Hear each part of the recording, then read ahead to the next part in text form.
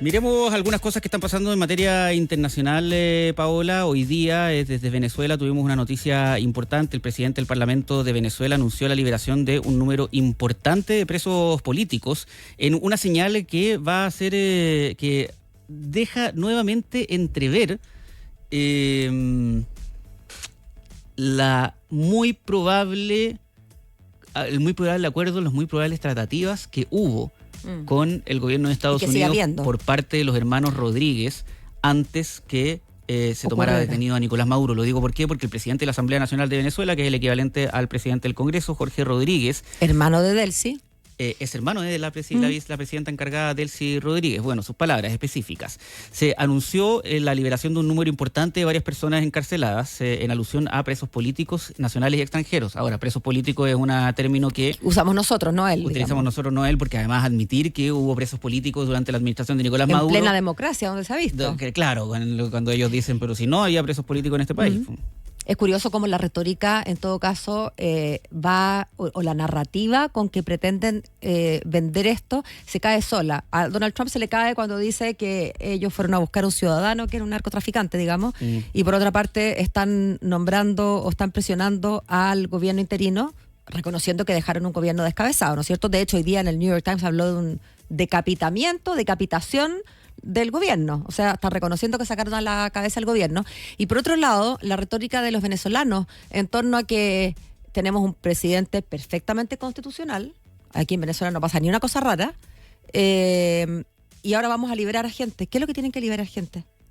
No, está bien, no les dicen presos políticos, pero ¿qué? En un acto unilateral de paz. ¿De paz con quién? Si en Venezuela están todos felices con el país que tienen y todos están súper tristes de que se llevaron a Nicolás Maduro. Entonces, ¿frente a quién hay que hacer esta concesión de paz? Además, ¿quién dijo que sacara presos? Uno asume que si son presos, dado que no son presos políticos en la narrativa venezolana, bueno, serán asesinos, ladrones, violadores. ¿A dónde se ha visto que haya que sacar a esa gente de la cárcel? Entonces, ¿cómo se sujeta a esa narrativa? Bueno, nada se entiende mucho, pero me imagino que es una buena noticia. Yo siempre pensaba, Matías, que el día que salió extraído Maduro, la gente que tiene parientes en el helicoide habrá estado como contando los minutos, esperando que se abrieran esas puertas. Mucha prensa al fuera del helicoide en este minuto. Él aseguró, Rodríguez aseguró que esta liberación se va a producir durante las próximas horas, que va a ser personas privadas de libertad de diversas nacionalidades. No se habló ni de publicación de listas, ni se tratan de excarcelaciones, liberaciones plenas, ni tampoco de cuántos centros de reclusión, no solo el helicoide. Claro, no se sabe si son personas que están sentenciadas y que les van a dar un indulto, porque también hay personas que no están sentenciadas, en qué calidad van a salir, si es libertad condicional. No se sabe nada, pero sí se sabe que hay algunas personas con doble nacionalidad españoles que ya salieron. Ahora, todo esto está en el marco de la creciente control que Estados Unidos ha aclarado que tiene sobre Venezuela. Si nos quedan algunas dudas el día domingo, la verdad es que a medida que pasan las horas, cada intervención que da y entrevista que da el presidente de Estados Unidos, Donald Trump, queda claro que hoy en día la verdad es que el gobierno de la Casa Blanca ve Venezuela prácticamente como una colonia. Como la 51ª estrella en la bandera. En la bandera, o lo que hoy una figura como lo que podría ser hoy en día Puerto Rico, por ejemplo. Queremos hablar de esto con Juan Ignacio Brito, analista internacional, académico, además de la Facultad de Comunicaciones de la Universidad de los Andes, a quien le agradecemos estos minutos para hablar con Radio Infinita. Juan Ignacio, ¿cómo está? Muy buenas tardes.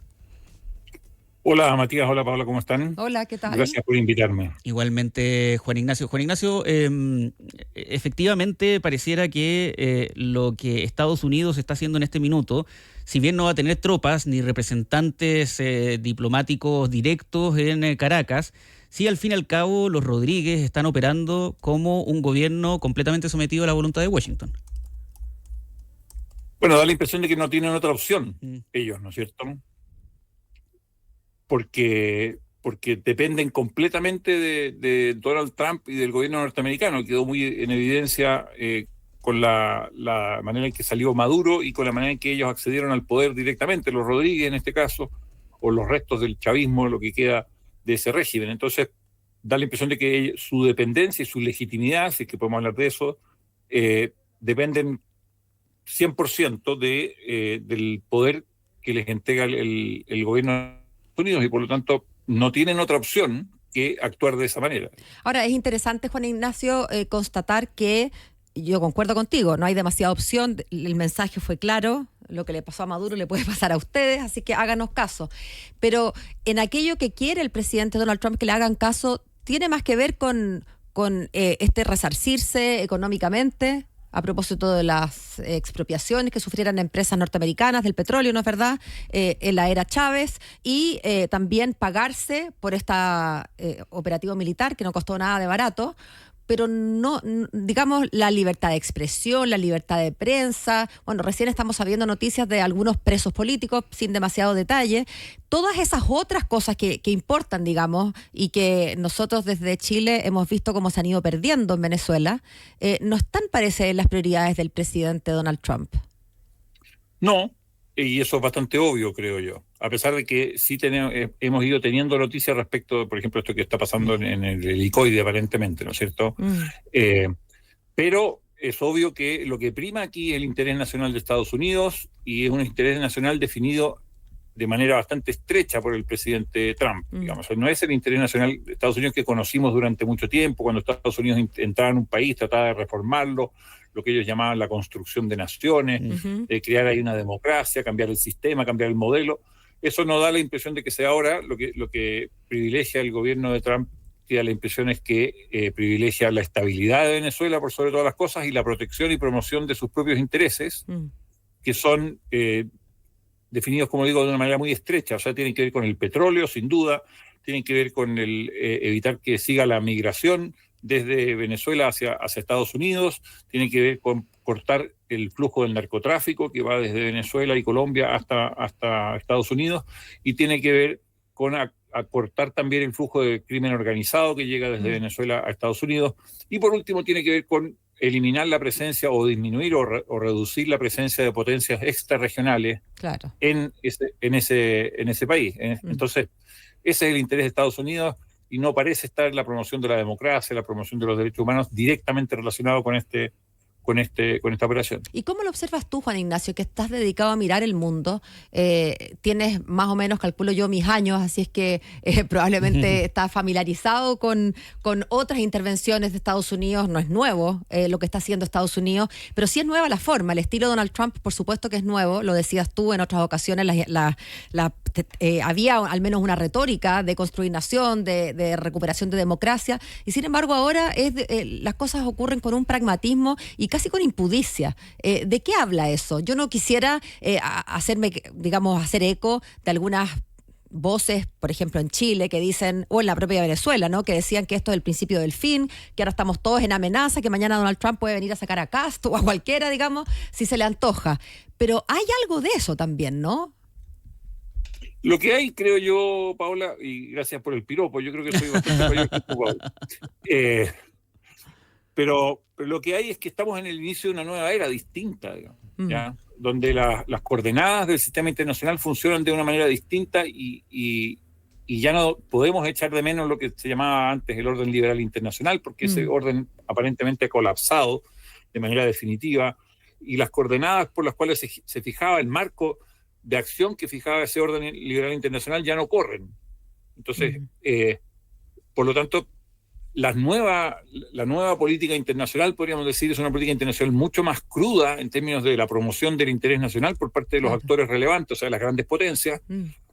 Una política internacional que se rige también por la protección y fijación de áreas de influencia, donde las superpotencias ejercen una hegemonía indiscutida o pretenden ejercerla, y donde la promoción de valores liberales, como ocurría en el famoso orden liberal internacional, ya no es una prioridad ni siquiera para Occidente. ¿Y a ti no te da miedo?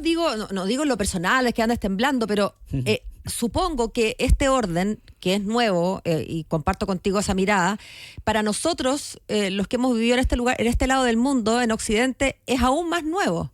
Porque claro, que Rusia haya sido así, o la Unión Soviética expansionista, pensando en sus intereses, no es novedad. Pero nosotros estábamos de este lado del mundo, donde la democracia liberal y sus principios, más allá de las luchas de la Guerra Fría, ¿no?, pero los que quedamos del otro lado, en cambio, siento yo que no tenemos mucho bagaje, mucha experiencia. A mí por lo menos reconozco que me hablan del nuevo orden y sí, claro, lo estoy viendo. Sin embargo, me remece mucho el piso. A ti te veo muy tranquilo, muy lacónico con esto, muy desde la academia, pero me pregunto cómo eso nos influye más como en lo vivencial. Bueno, hay bastantes maneras de mirar esto, porque hay quienes dicen que esto es una buena noticia, digamos, en definitiva, a la larga, digamos. Ya. Y otros que van a decir que es una muy mala noticia, ¿no es cierto? Los que dicen que es una buena noticia comparan los mundos, digamos, ¿cierto? Entonces, los que hablan del orden liberal internacional dicen, mire, si usted vivía en un país como Irak, el orden liberal internacional fue un desastre para usted, ¿no? Un absoluto desastre. Resulta que entró una superpotencia, votó al dictador y creó un caos en su país. Y ese caos costó miles, decenas de miles o incluso cientos de miles de víctimas fatales. O si usted era afgano, lo mismo, ¿no es cierto? Le pasó algo similar. Por 20 años estuvo metido a los norteamericanos y a la OTAN, en realidad, en su país.